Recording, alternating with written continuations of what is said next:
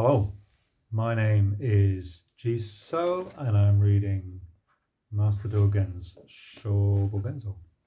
I'm reading Bussho, which is Buddha nature, and we've reached paragraph 42. The 14th patriarch, the Venerable Ryuju, called Nagarjuna in Sanskrit, and called either Ryuju, Ryosho, or Ryumu in Chinese, is a man from Western India, and he goes to southern India. Most people of that nation believe in karma for happiness. The Venerable One preaches for them the subtle Dharma. Those who hear him say to each other, "The most important thing in the human world is that people possess karma for happiness."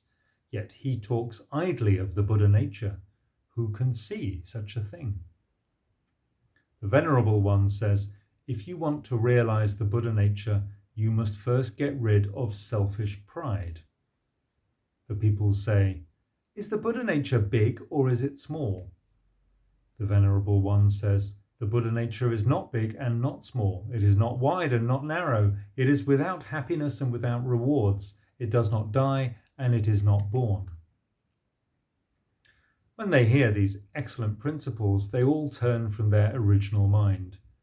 Then the Venerable One, from his seat, manifests his free body, which seems like the perfect circle of a full moon.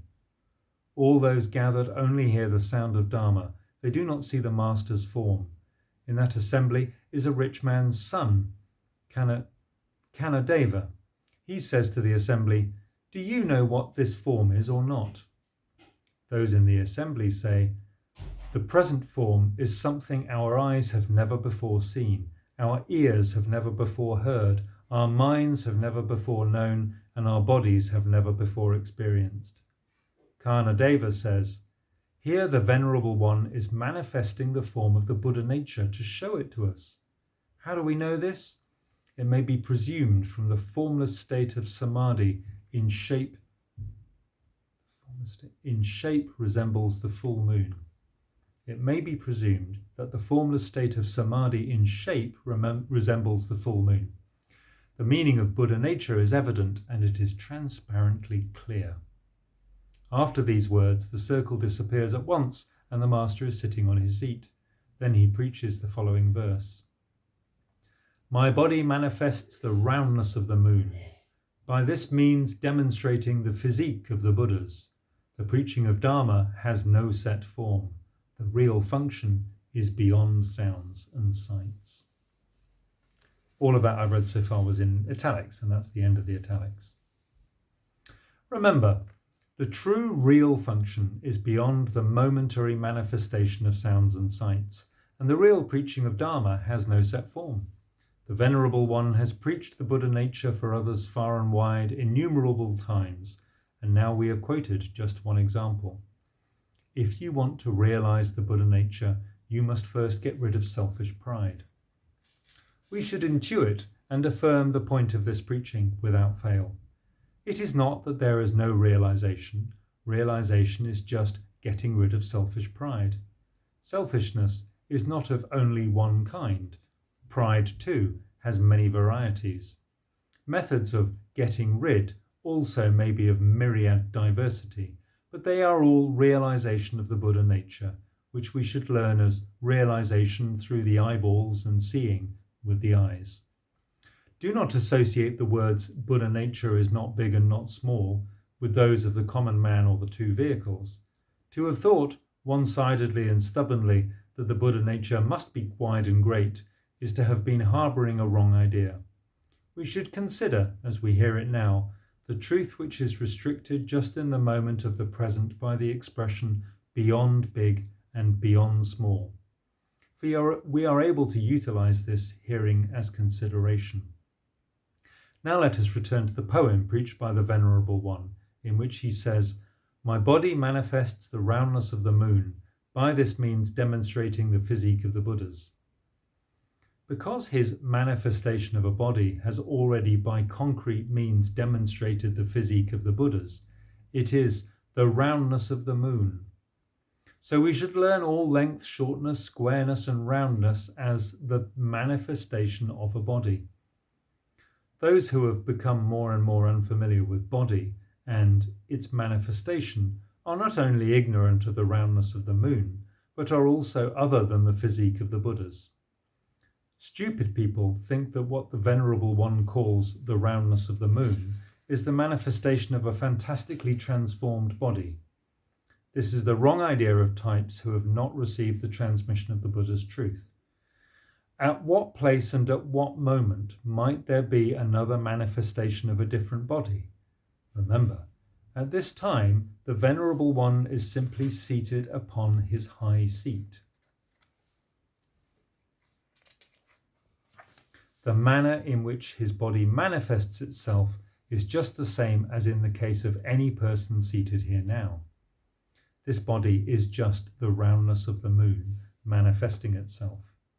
The body manifesting itself is beyond square and round, beyond existence and non-existence, beyond invisibility and visibility, and beyond the 84,000 skandhas. It is just the body manifesting itself. The roundness of the moon describes the moon of this place and the place where something ineffable exists. Explain it as fine or explain it as coarse. Because this body manifesting itself first must have got rid of selfish pride, it is not that of Nagarjuna, it is the physique of the Buddhas.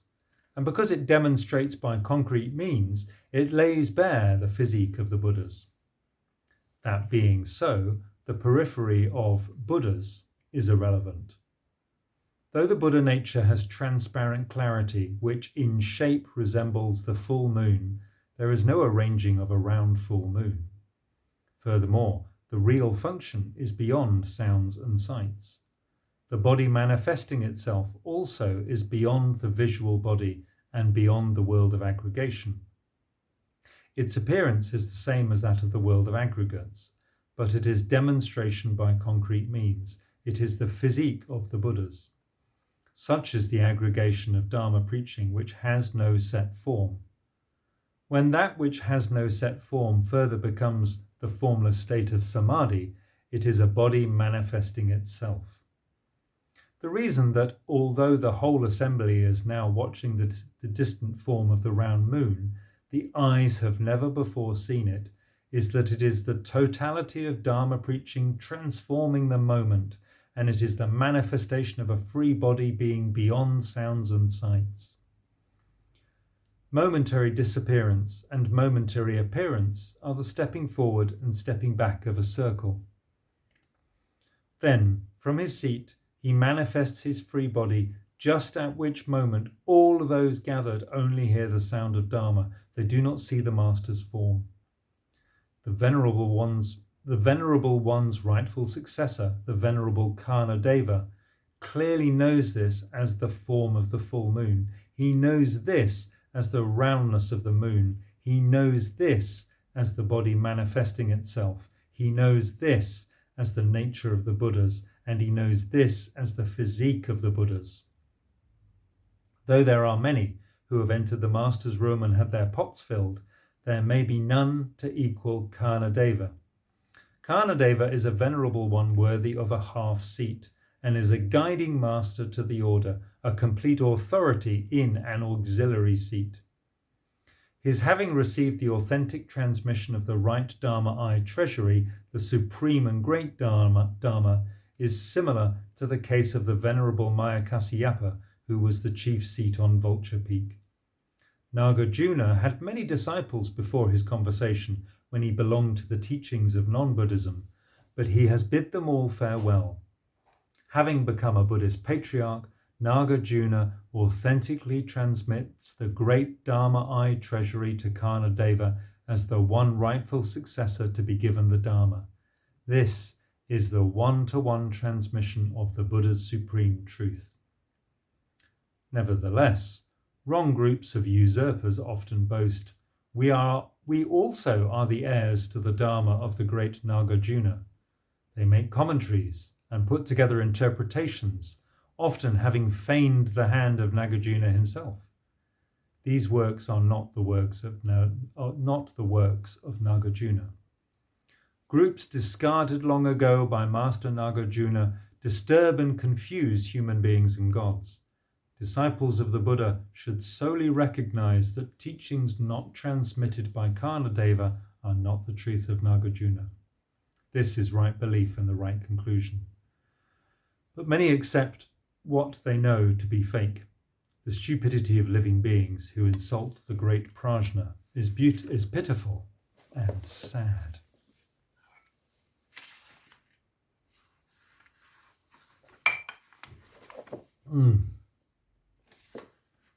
Wow, it's a really, really long chapter. I think I'm going to have to stop it there. I'm finding this quite difficult and dense, and I'm going in smaller chunks. Anyway, thank you for listening.